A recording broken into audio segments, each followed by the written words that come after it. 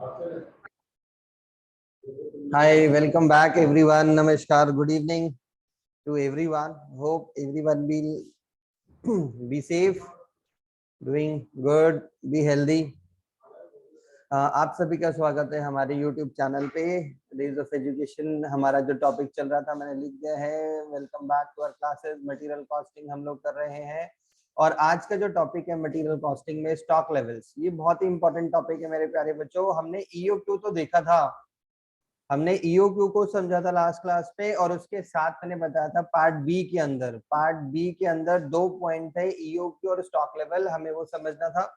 आइए हम उसकी बात करते हैं। देखो, अब जब स्टॉक लेवल की बात होती है, सर ये स्टॉक लेवल का मतलब क्या है, थोड़ा सा बताएंगे। तो बेसिकली देखिए, इन एनी मैन्युफैक्चरिंग कंपनी या कहीं पे भी जब उत्पादन जहां पर भी हो रहा है, ये सबसे ज्यादा जरूरी हो जाता है कि ये चेक करते रहना, समय समय पे ये चेक करते रहना कि आपके पास रॉ मटेरियल कितना अवेलेबल है। अगर रॉ मटेरियल की कमी हुई तो डेफिनेटली बहुत बड़ा संकट हो सकता है किसी भी कंपनी के लिए। उसके लिए जरूरी है वो क्या करते हैं, लेवल सेट कर लेते हैं। अलग अलग लेवल सेट होते हैं, हम बुक के अकॉर्डिंग चलते हैं। तो अब ये सारे लेवल कैसे सेट होते हैं, ये कैसे डिसाइड होता है, मैं अभी आपको बताऊंगा। बेसिकली अगर इसमें देखा जाए ना, दो चीजों पे ध्यान रखना है, दो चीजों का ध्यान रखना है कि लेवल सेट करने के लिए सबसे पहली चीज जो है वो क्या, मैं आपको बताता हूँ। सबसे पहली चीज देखिए, जब भी स्टॉक लेवल डिसाइड होता है तो दो चीजों पे डिसाइड होता है। पहला, एक तो जिससे आप माल खरीद रहे हैं वो कितनी जल्दी या कितना डिले कर सकता है, मतलब डिलीवरी टाइम पे, डिलीवरी साइकिल या डिलीवरी लैग या डिलीवरी टाइम। ठीक है, ये पहली चीज। और दूसरी चीज जो होती है, दूसरा कंपोनेंट होता है वो होता है लेबर की एफिशिएंसी पर, लेबर की एफिशिएंसी।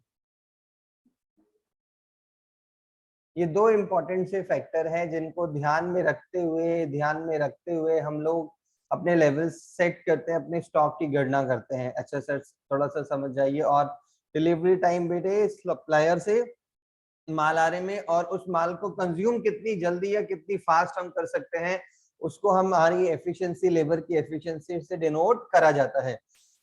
तो आइए आइए मैं समझाता हूँ बिना समय को व्यर्थ करे कि सर ये स्टॉक लेवल कैसे सेट होता है, कितनी तरह का होता है। चलो ठीक है बच्चों, लो मैंने यहाँ पे लिखा, देखो एक लाइन ड्रॉ कर दी है मैंने।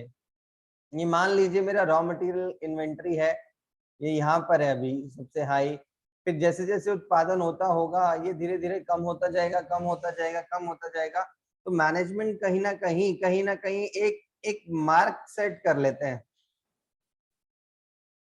एक मार्क सेट कर लेते हैं कि यार अगर ये यहाँ पर आ गया तो इसका मतलब ये बहुत कम हो रहा है, अब हमें कुछ ना कुछ एक्शन लेना पड़ेगा, अगर नहीं लिया तो दिक्कत हो जाएगी।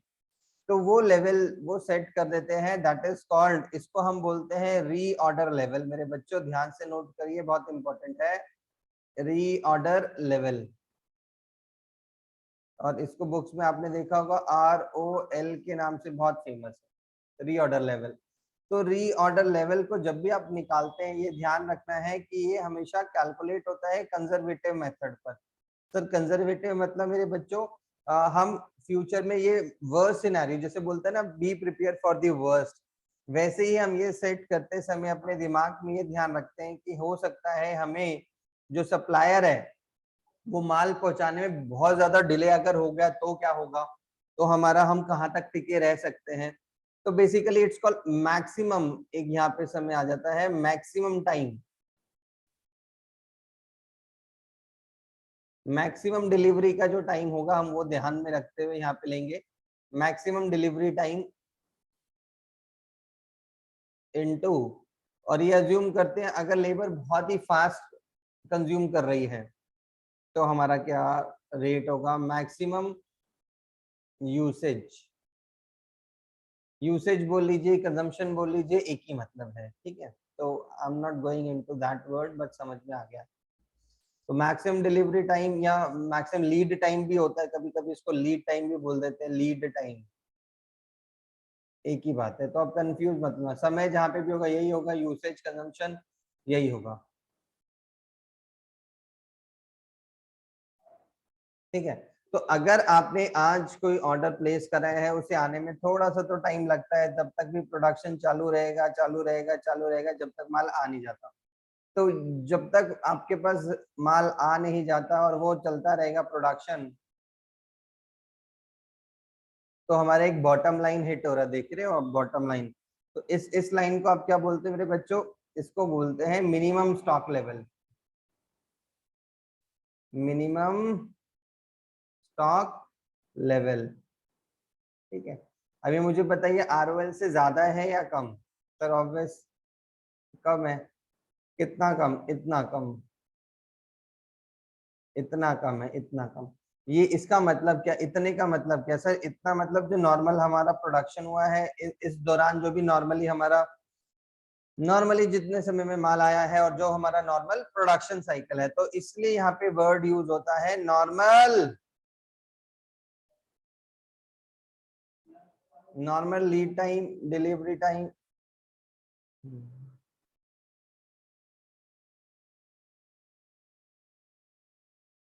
नॉर्मल कंजम्पशन या नॉर्मल यूसेज, ठीक है। अब आपके पास माल आ गया, लेट सपोज माल आ गया है, वापस ये पूरा का पूरा टच हो गया, हाई एंड पे चला गया, हाई एंड पे चला गया। इसको मेरे बच्चे बोलते हैं maximum, maximum stock level, maximum stock level.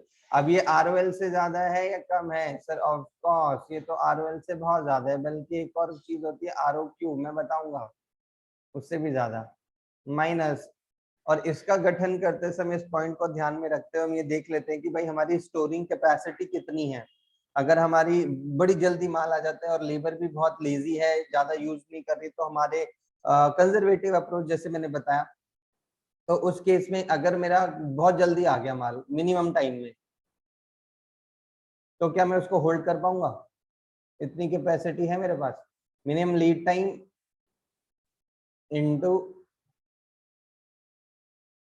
Minimum usage, minimum usage, ठीक है। ये हमारा मैक्सिमम स्टॉक लेवल होता है। और चौथा आपको आपको पता ही है, that is called average stock level. Average stock level, ठीक है। एवरेज आपने जब भी देखा है, एवरेज का नाम समझ में आ जाता है क्या? मैक्सिमम स्टॉक लेवल 0.1 जो हमने पहले निकाला है, प्लस मिनिमम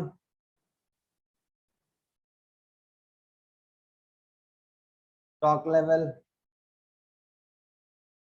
और उसका एवरेज, और उसको एवरेज आउट कर देते हैं हम, तो उससे डिवाइड कर दें। तो बेसिकली ये आपका निकल गया एवरेज। तो देख रहे हो आप, number 1 maximum stock level, number 2 average stock level, number 3 ROL, number 4 minimum stock level. ये हमने लिखे तो हैं, बट और भी होते हैं, मैं बताऊंगा धीरे धीरे नोट्स में। लेकिन ऑर्डर क्या है सॉल्व करने का? Solving order, order to solve exams के लिए। सबसे पहले मैंने क्या निकाला? Reorder level. फिर उसके बाद मैंने निकाला मिनिमम स्टॉक लेवल। फिर उसके बाद मैंने निकाला मैक्सिमम। फिर उसके बाद एवरेज।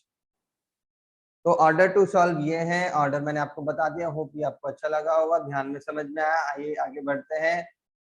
अब ये पूरा खत्म नहीं हुआ मेरे बच्चों, ठीक है। ये अभी पूरा खत्म नहीं हुआ है। इसमें एक चीज आपको ध्यान रखनी है, नोट्स में लिख रहा हूँ, I am writing in notes. वो क्या? नोट नंबर 1, नोट नंबर 1, कि जो मैंने एवरेज आपको बताया था ऊपर फॉर्मूले में, एवरेज स्टॉक लेवल को कैलकुलेट करने के और भी 2 सूत्र हैं, अलग अप्रोचेज हैं, वो भी हमें नोट करनी है। अब वो क्या है सर, बता देते हूँ मैं आपको। That is maximum stock level minus half of आरओक्यू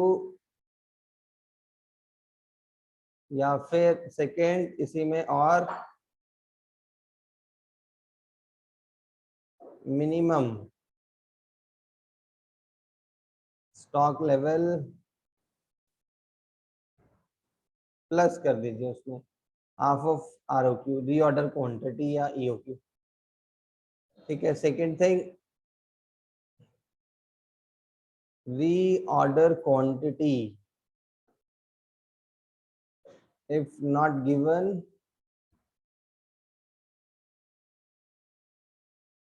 then it is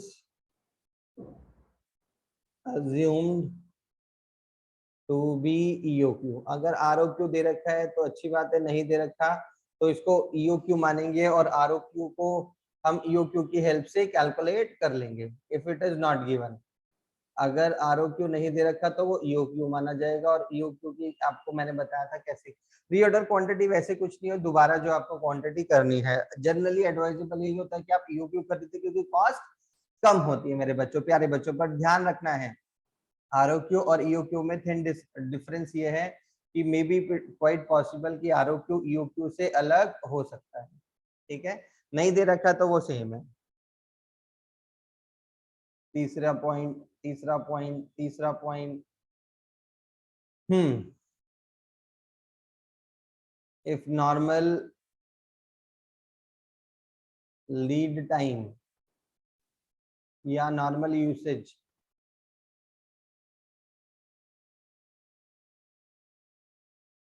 is not provided,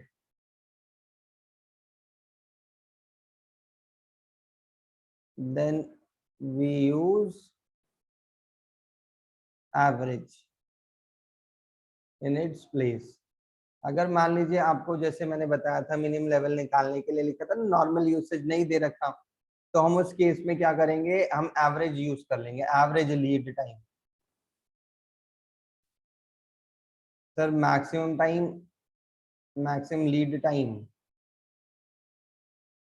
plus minimum lead time divided by 2, average out कर दिया। सिमिलरली आप इससे कंजम्पशन भी निकाल सकते हैं। और चौथा और लास्ट इंपॉर्टेंट चीज which is called danger stock level.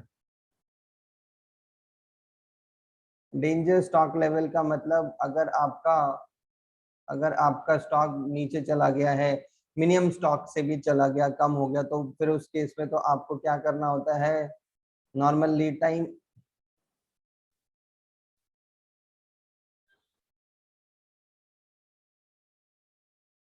Into emergent quantity of purchase. फिर तो इमरजेंसी में जो भी मिले आप खरीद लीजिए, क्योंकि डेंजर लेवल तो बहुत ही ज्यादा क्रिटिकल माना जाता है, ये अच्छा सूचक नहीं होता किसी भी कंपनी में। तो मैंने बोला उसके साथ साथ आपको इनका भी ध्यान में रखना है, ये नोट्स में जो मैंने लिखवाई ये चीजें, इनको भी ध्यान में रखना है और इसी के अनुसार ही आपको अपने स्टॉक लेवल्स को कैलकुलेट करना है। इसके अनुसार ही आपको अपने स्टॉक लेवल्स को कैलकुलेट करना है। वेरी गुड सर, ये स्टॉक लेवल का यूज कैसे होता है हमें थोड़ा सा बताओगे, एग्जांपल दोगे? चलिए मैं भी एग्जांपल से क्लियर करता हूँ। फॉर एग्जांपल, एक एग्जांपल से समझते हैं। ठीक है, x limited has provided below information.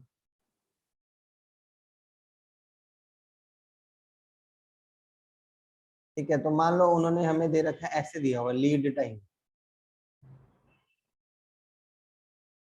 1 to 3 months। ठीक है, ओके। और आपको दे रखा है कंजम्पशन यूसेज, यूसेज रेट आपको दे रखी है, मान लो लेट सपोज 2000 से लेकर 3000 केजी पर मंथ। ठीक है, ये यूसेज हो गया। 2000 किलो से लेकर 3000 किलो। वो ये जो डैश दे रहा है ना, ये पता चल रहा है आपको क्या है, ये दो क्यों दे रहे हैं आपको पता है क्वेश्चन में? क्योंकि अभी बताता हूँ, क्योंकि मैं अभी बताता हूँ। पहले आगे बढ़ते हैं। और आपको उसने दे रखा है ROQ,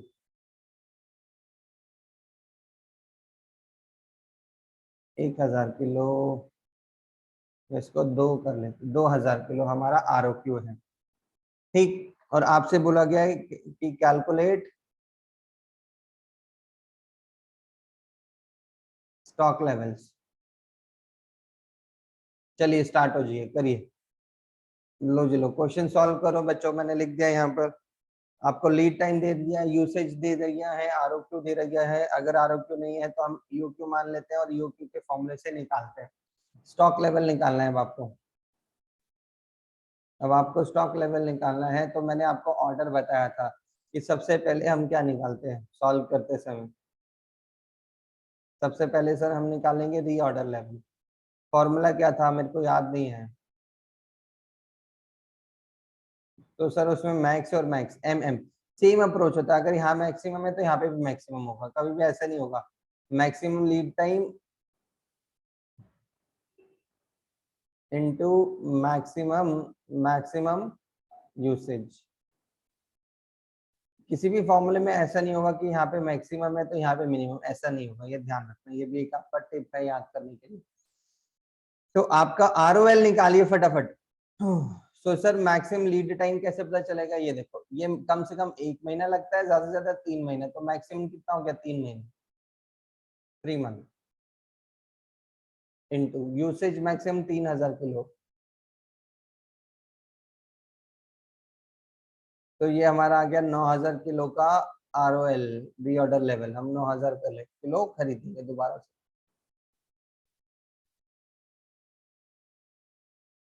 यानी 9000 किलो अगर हमारा टच हो जाएगा तो definitely we need to reorder. Minimum minimum stock level का फॉर्मूला सर हम बताएंगे, सर हम बताएंगे, हम बहुत दूर से आते हैं सर, हमें तो हमसे पूछो। हाँ बताओ बच्चे। सर ROL से कम होता है सर ये। अच्छा, कितना कम होता है sir? Normal normal time, lead time, sir normal usage. ठीक है मेरे बच्चे, नॉर्मल क्वेश्चन में दे रखी है सर, नॉर्मल अगर नहीं दे रखी तो हम उसकी जगह एवरेज यूज ले लेते हैं। Very good. ROL हमें पता है, हाँ सर पता है, 9000 किलो। नॉर्मल टाइम पता है आपको? सर देखो, मिनिमम कितना है, मिनिमम 1 है, मैक्सिमम 3 है, तो नॉर्मल कितना होगा एवरेज, नहीं दे रखा तो 4+1 4 डिवाइड बाई 2, सर 2 मंथ्स आ जाएगा। ये ध्यान रखिए कैसे आया।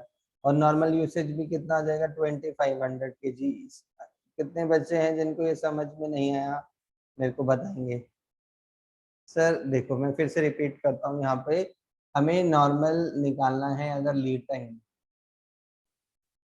नॉर्मल लीड टाइम निकालना है ना आपको, तो आप परेशान क्यों हो रहे हो? मैं हूं ना, मैं बताऊंगा। फॉर्मूला क्या था? Maximum lead time plus minimum lead time divided by 2। 2 से डिवाइड कर दो, ये हमारा टाइम आ जाएगा। अब यहाँ पे मैक्सिमम टाइम कितना है, 3 महीने का। मिनिमम टाइम है 1 मंथ का, और इसको एवरेज आउट करने के लिए 2 से डिवाइड कर दिया, तो ये कितना हो गया, 2 मंथ। इसी तरह से आपने मैक्सिमम यूज और नॉर्मल यूसेज भी निकाल लिया। 2 और 3 5000, 2 से डिवाइड करा 2500 किलो। अब समझ में आ गया है? अब आ गया है तो स्माइल के साथ प्लीज स्माइल जरूर करते रहें, और अगर समझ में आ रहा है तो लाइक जरूर करें प्लीज। लाइक एंड सब्सक्राइब जरूर, और सारी वीडियो अंत तक जरूर देखिए, बीच बीच में से नहीं क्वेश्चन निकल जाता है। चलो तीसरा, तीसरा हमारा था सर, मिनिमम भी हमने निकाल लिया। फिर तो सर आपका मैक्सिमम स्टॉक लेवल है। मैक्सिमम स्टॉक लेवल, सर ये मैक्सिमम स्टॉक लेवल कैसे निकलता था सर? हम भूल गए, मैं बताता हूँ ना बेटे, आप भूल जाओ बट मैं नहीं भूलूंगा। ROL प्लस, बल्कि इसमें एक और चीज था ROQ, ठीक है, और माइनस उसमें से हमें करना है क्या, मिनिमम यूसेज, मिनिमम टाइम।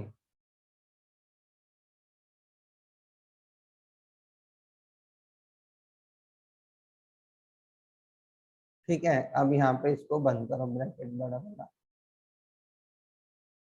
अब ROL कितना है हमारे पास? ROL हमारे वाला है 9000 किलो, प्लस ROQ भी है सर, ROQ है 2000 किलो। सर मिनिमम टाइम कितना लगता है? 1 महीने। सर मिनिमम यूसेज कितना है? 2000 किलो।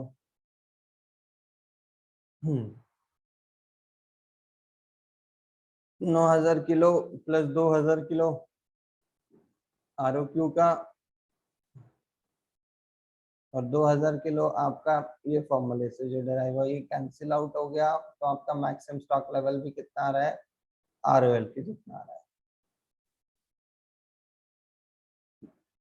ठीक है जी, 9000 किलो।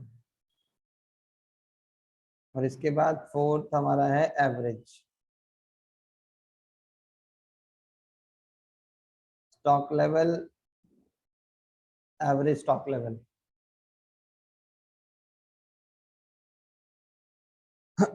ठीक है बच्चों, ध्यान से फिर फॉर्मूले में पुट करते हैं। इसके 3 अप्रोचेज हैं, मैं एक फर्स्ट वाली अप्रोच कराता हूँ। तो उसमें बोला जाता है minimum stock level, minimum stock level, stock level फॉर्मूले को पूरा पढ़ना है, यूसेज यूसेज नहीं है ये, प्लस मैक्सिमम स्टॉक लेवल। बच्चे इसको पूरा नहीं पढ़ते और आधा आधा गलत कर लेते, तो ये गलती नहीं चाहिए हमें। आप यहाँ पे पुट कर दीजिए मिनिमम स्टॉक लेवल आपका कितना निकल के आया था मेरे बच्चों? यहाँ से, ओ हमने पूरा नहीं निकाला, 5000, 4000 किलो, 4000 किलो मैक्सिमम में 9000 किलो डिवाइडेड बाय 2। ठीक है, तो ये आ गया 6500 किलो, 6500 किलो। सो ये कैसा लगा आपको फर्स्ट अप्रोच मैंने जो बताई है? इसी तरह से आप सेकंड अप्रोच से भी कर सकते हैं। या तो आप हाफ ऑफ यू क्यू कम कर देंगे, इसमें से जो फॉर्मूले के according half of U Q कम कर देंगे। यू क्यू कितना दे रखा है इस क्वेश्चन में? ये रखा हुआ है, आर ओ क्यू ही यूज कर लेंगे हम 1000। या तो 1000 कम कर देंगे या 1000 मिनिमम के अंदर जोड़ देंगे, तो भी आपका कैलकुलेट हो जाएगा। ठीक है बच्चों, ये ध्यान रखा। तो हमने स्टॉक लेवल्स कवर कर लिया है, स्टॉक लेवल अब हमें समझ में आ गया है। ईओक्यू मटेरियल कॉस्टिंग के अंदर ये दोनों पार्ट बहुत जरूरी थे। अब आइए हम सबसे जरूरी और हिस्से पे जाते हैं, पार्ट सी के ऊपर। मुझे जरूर बताइए आपको कैसा लगा ये। ठीक है, पार्ट सी जरूर, अब हम पार्ट सी पे आ गए हैं मेन। पार्ट सी बेसिकली क्या है? वैल्यूएशन का। ठीक है, किस चीज के लिए है? Valuation, valuation of inventory.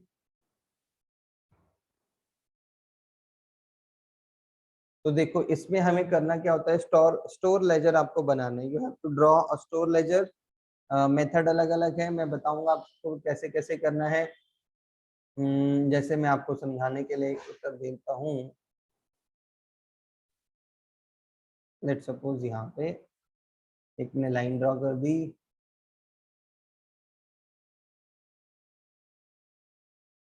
यहाँ पे एक लाइन ड्रॉ कर दी, फिर एक और लाइन ड्रॉ कर दी। ठीक है,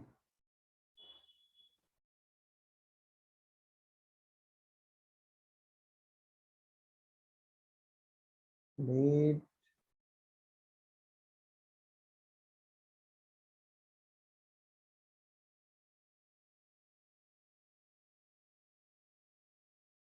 फॉर्मेटिंग का ध्यान रखना है।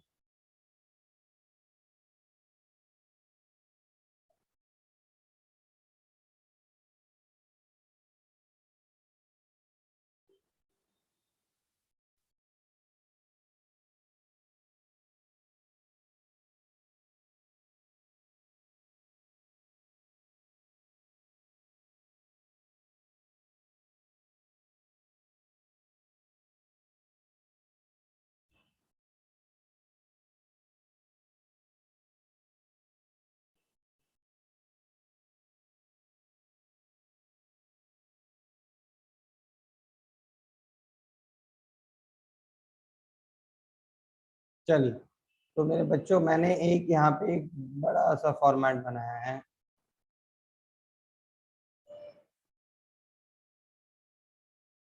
ये हमारी लाइन ड्राउन पे होकर मिट गई थी, मैंने यहाँ पे इसको सही किया।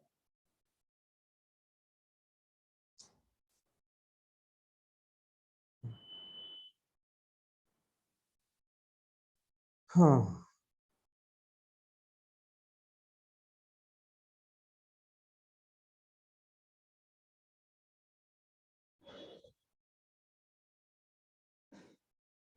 ठीक है।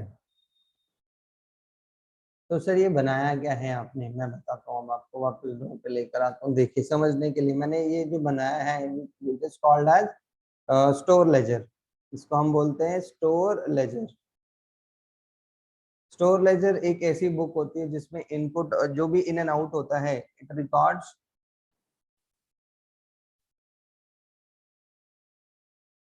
In out of raw material. ठीक है, इन एंड आउट सारा रिकॉर्ड होता है उसके अंदर, और स्टोर कीपर की ये रिस्पॉन्सिबिलिटी होती है, और इसके मेथड अलग अलग होता है। फॉर एग्जाम्पल, उदाहरण के लिए मैं एक क्वेश्चन लेता हूँ। X limited has below information. तो मैंने आपको यहाँ पे डेट लिख रहा हूँ, यहाँ पे मैंने आपको बाय कर लिया है, परचेज और इश्यूज, रिसीट्स।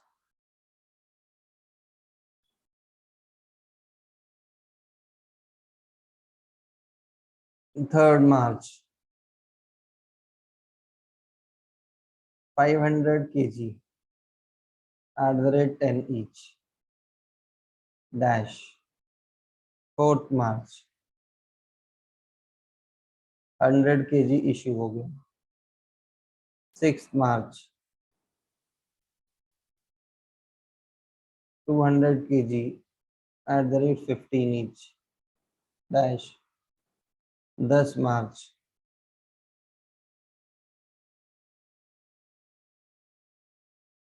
500 kg इश्यू हो गया। 15 मार्च let's say 600 kg @ 20 each dash. 20th March we have 7 6 13 6 400 kg issue हो गया। तो ये जो मैंने लिखा है, ये एक एग्जांपल दे रहा हूं मैं, और आपको बोला जाता है prepare store laser. Prepare store laser. और मेथड, जैसे पहले स्टार्टिंग में आपको बताया थे, मेथड हमें बोला गया, मान लीजिए फर्स्ट इन फर्स्ट आउट। ये देगा जरूर, मेंशन जरूर करेगा कि स्टोर लेजर आप किसके हिसाब से बनाइए। अगर हम बना रहे हैं इसको first in first out, FIFO के अकॉर्डिंग, तो हम कैसे बनाएंगे जरा ध्यान से देख रहे हैं। तो देखो, हमने डेट लिख देनी है। ये हमारा इनफ्लो रिसीट्स की साइड है। रिसीट्स में क्या क्या है, क्या क्या आपके पास आया, कितनी क्वांटिटी आई, किस रेट पर आया, और टोटल अमाउंट कितना है। इशू वाली साइड, ये इशू की साइड है। इश्यूज, कितनी क्वांटिटी इशू करी है, किस रेट पर करी है, कितना अमाउंट है। तीसरा है बैलेंस, हमारा बैलेंस कितना बचा है, कितनी क्वांटिटी है, किस रेट पर है, और क्या अमाउंट है उस बैलेंस। तो तीन चीजें देखना है, रिसीट्स, इश्यूज, और हमारे बैलेंस। ठीक है। तो आइए, चलिए मैं बना रहा हूँ, ध्यान से आप बनाने, फीफो से कर रहे हैं, first in first out. Date sir हम बताएंगे सर मार्च, लेट सपोज 2022 है, 3 मार्च को आया। मैं 3 मार्च को मैंने देखा, 3rd of March 500 किलो हमने खरीदा है। सर हमने यहाँ पे एंट्री कर देंगे 500 kg, 10 रुपए का हमने लिया है सर, टोटल अमाउंट है 5000 dash dash dash. Balance sir इतना ही बचेगा ना, 500 है, 10 रुपए के हिसाब से है, और ये 5000। ठीक है सर।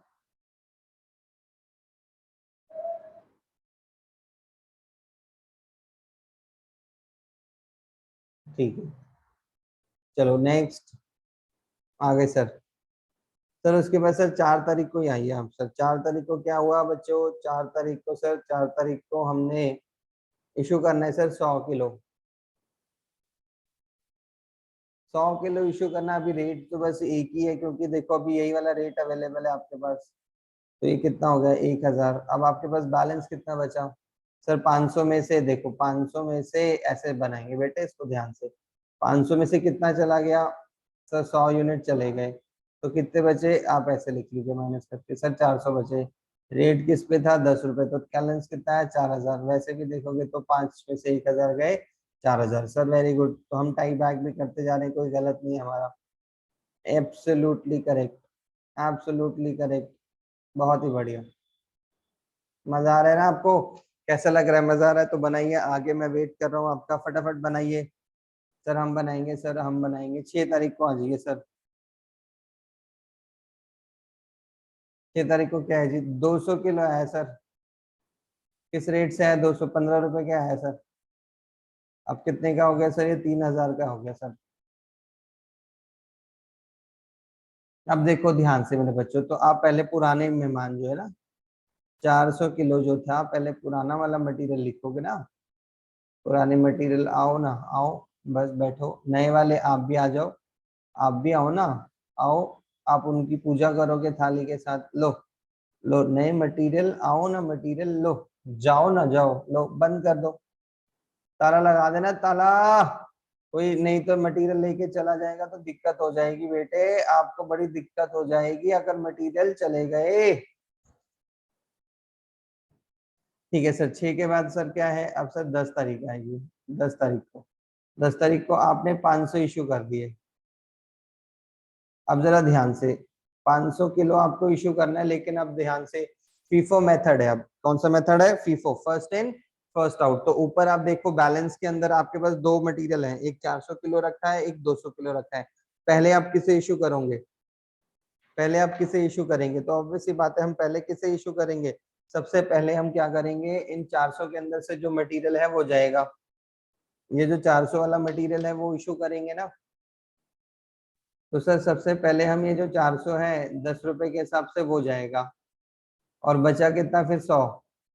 100 के लिए जो रेट अवेलेबल हमारे सर वो 15 रुपए है। 15 रुपए है। तो यहाँ पर कितना हो गया? 4,000। और यहाँ पे सर ये 1,500। टोटल 5,500 का मटेरियल चला गया। अब देखो ये 400 तो पूरा खत्म। इस 100 के अंदर से 200 किलो में से 100 चला गया, तो बचा कितना मेरे बच्चों? 100। किस रेट का? 15 रुपए। सीधा सीधा भी लिख सकते हो 1,500, नहीं तो आप वैसे भी मैच कर लो। 600 में से 500 गए, 100। टोटल 7,000। 7,000 में से 5,500 गए तो कितने बचे? 1,500। अरे वाह सर, ये तो बड़ा ही सिंपल है। ये तो बड़ा ही सिंपल सा मेथड है।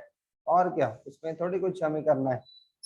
इसमें हमें कुछ भी नहीं करना, बहुत ही सिंपल मेथड है सर, ये तो हमें समझ में आ गया।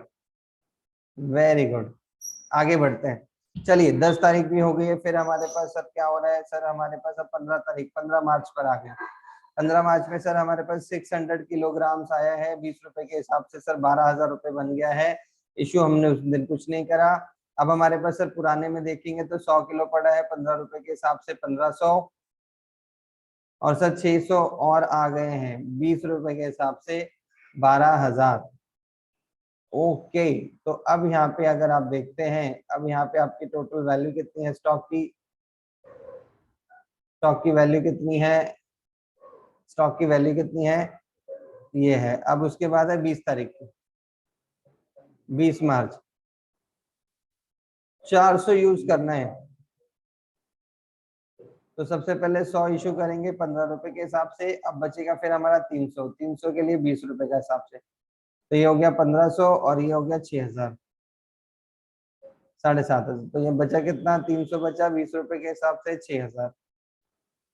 और वैसे भी देखोगे ना, आपका टोटल 13,500 में से 7,500 गए तो बचे कितने? 6,000। ये हमारा खत्म हो गया। अब आप इसका क्या कर सकते हो? टोटल कर सकते हो। क्या कर सकते हो? टोटल।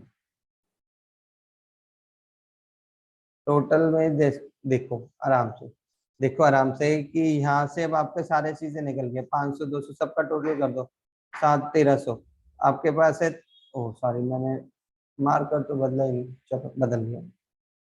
मैंने बोला 1300 किलो का हमारा इनफ्लो हुआ था, रेट हमें नहीं पता। 20,000 रुपए के हमारे वो थे टोटल परचेजेस हमने, जिसमें से इशू कितने करे, 600, 1000, 1000 कर दिए। अलग अलग रेट था, 1000, 5, 6, 6 और 6 12, 13,000, 14,000 सॉरी, राइट।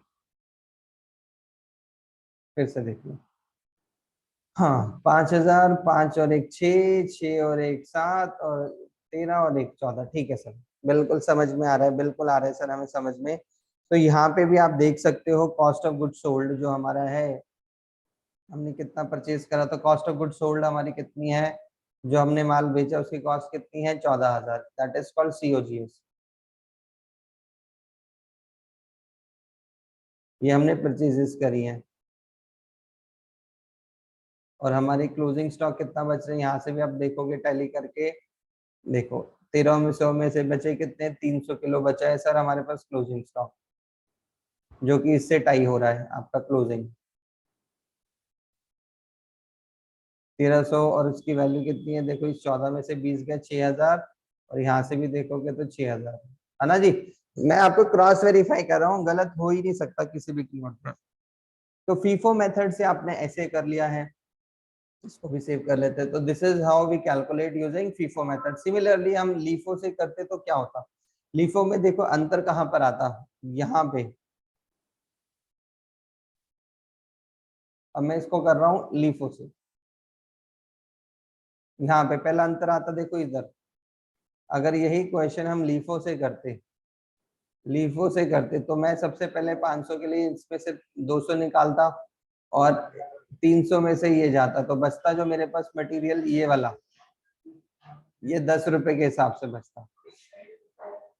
फिर यहाँ पे अगर आप देखो, फिर ये नेक्स्ट मेथड हमारे पास यहाँ पर अगर लीफो से करता, अगर आप इसको लीफो से करो तो यहाँ पर आपको दूसरा डिफरेंस नजर में आ जाता। वो क्या होता यहाँ पर कि अगर आप 400 इशू करते तो लीफो बोलता पहले हम इसमें से इशू करेंगे, तो जो बचता मेरा 200 बचता 20 रुपए के हिसाब से, और 100 बच रहा था 10 रुपए के हिसाब से। तो टोटल वैल्यू मेरी कितनी होती, 4 और एक 5,000। तो सिंपल सी बात है, अगर आप लीफो से करते तो इसकी वैल्यू कितनी आ रही थी, 5,000, और फीफो से कितनी आ रही है, 6,000। तो मैं डिफरेंस कुछ नोटिस करा, अगर देखिए प्राइजेस बढ़ रहे हैं, प्राइजेस बढ़ रहे हैं, लगातार बढ़ रहे हैं, इन्फ्लेशनरी इन्फ्लेशनरी सिचुएशन में अगर आप लीफो को फॉलो करेंगे, लीफो लीफो को फॉलो करेंगे इन्फ्लेशनरी सिचुएशन के अंदर, ये पहले 10 रुपए था, फिर 15 रुपए था, फिर 20 रुपए था, तो हमारे पास फर्क कहाँ पे पड़ा सर, हमें बताना प्लीज, हम समझ नहीं पाए। यहाँ पे मैं वापस आता हूँ कुछ देखने के लिए, मैं कहीं गड़बड़ी तो नहीं कर रहा हूँ। ये 10 रुपए के हिसाब से मिलता, और ये 400 इशू करने थे हमें, 400 हम इसमें से इशू कर देते, 200 बच जाते 20 रुपए के हिसाब से, ठीक है, ठीक है। तो 1,000 वो, 4,000 वो, 5,000।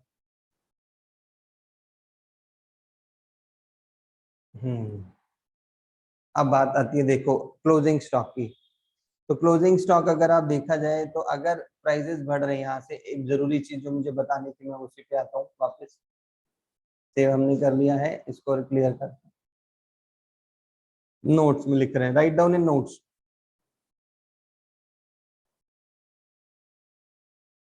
ड्यूरिंग inflationary measure या during inflation where prices are rising for each assignment, each consignment, जैसे पीछे देखा था ना प्राइस बढ़ रहे हैं। सो अगर हम फॉलो करते हैं, if we use FIFO. Let me result.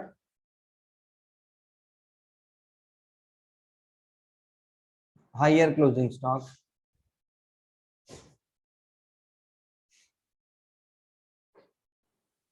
And higher profits.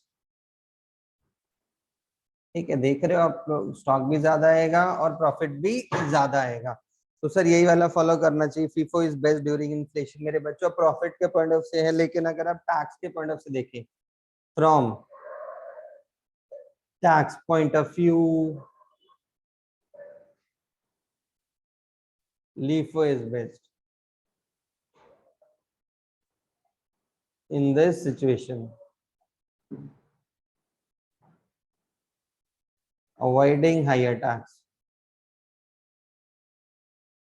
आया ना, आया ना समझ में? प्रॉफिट पे टैक्स बचा रहा है इसलिए LIFO अच्छा है। ठीक है, ये समझ में आ गया? इसमें बड़ा कंफ्यूज रहते हैं बच्चे। इसी प्रकार से ही आपके बाकी अन्य मेथड्स होते हैं, दूसरे मेथड्स हैं जो हमारे होते हैं, चाहे वो आपका देखिए इशू प्राइस ही निकालना है। अब बात आती है तीसरा, जैसे हमने बात करी वेटेड एवरेज मेथड की, वेटेड एवरेज मेथड की, वैम की बात करी, तो आपको इशू प्राइस निकालना है बस। इसके अंदर इशू प्राइस निकालना है। तो इसमें इशू प्राइस कैसे निकालोगे आप? इशू प्राइस कैसे निकालेंगे? तो जो हमें जब भी इशू करना है, at the time of issue, उससे पहले हम देख लेंगे बैलेंस क्वांटिटी बिफोर इशू और divided by, sorry balance quantity लिख दी, balance amount,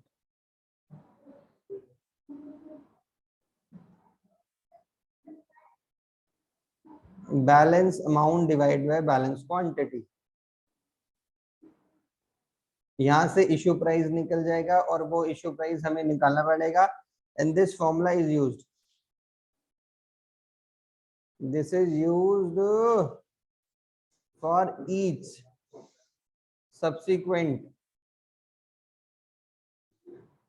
issues of material। Her bar use करेंगे मेरे प्यारे बच्चों, ध्यान रखना। सिंपल एवरेज मेथड में कुछ नहीं करना होता है।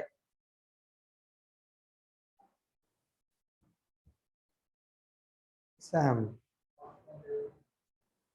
उसमें इशू प्राइस बहुत ही आसान होता है। क्या करना है, जितने भी प्राइसेस आपके पास अवेलेबल है, सम ऑफ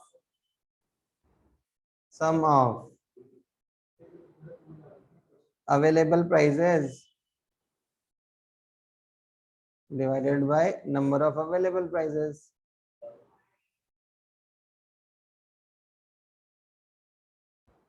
तो जो भी रेट निकल के आएगा हम वही रेट फिक्स रखेंगे, वंस एक ही बार निकालेंगे और उसी से सारा आंसर फॉलो करते रहेंगे।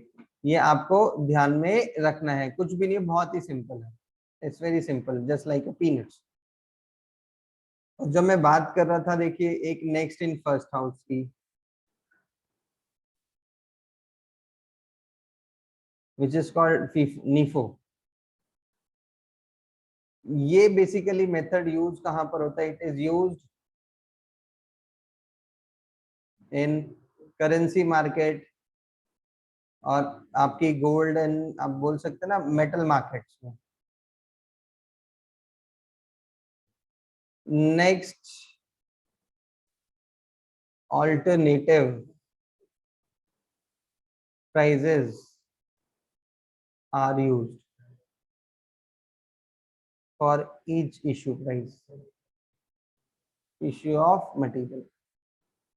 जैसे कि अगर आपने कोई गोल्ड खरीदा है तो वो डेली बेसिस पे चेंज हो जाएगा, तो हम ये नहीं बोल सकते जो रेट कल था वही रेट हम आज भी लगाएंगे। जो भी उसका नेक्स्ट अवेलेबल रेट होगा, ऑल्टरनेटिव रेट होगा, हम उसी प्राइस पे उसको सेल करेंगे। और similarly sixth is highest in first house.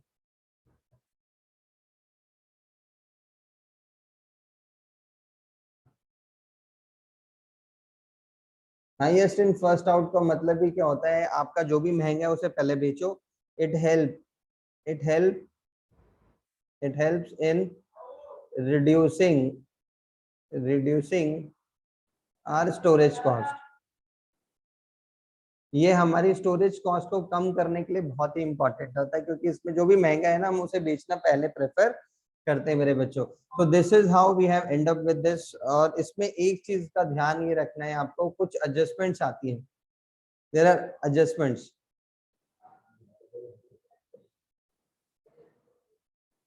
तो अगर कोई स्टॉक मूवमेंट्स हो रहा है with in stock movement with in store, अगर एक जगह से विद इन स्टोर रूम के एक खाने से दूसरे खाने में कर रहे हैं, नो एडजस्टमेंट, उसका कोई ट्रीटमेंट नहीं है हमारा। ठीक है। अगर कोई गुड्स हमने फिजिकल उसमें देखा स्टॉक टेकिंग के अंदर, इफ नॉट फाउंड, अगर कोई मटेरियल लॉस्ट है या स्टोलन है, मटेरियल लॉस्ट या स्टोलन है, assumed as issue of material at respective method, जो भी मेथड होगा उसी के अकॉर्डिंग। ठीक है ना।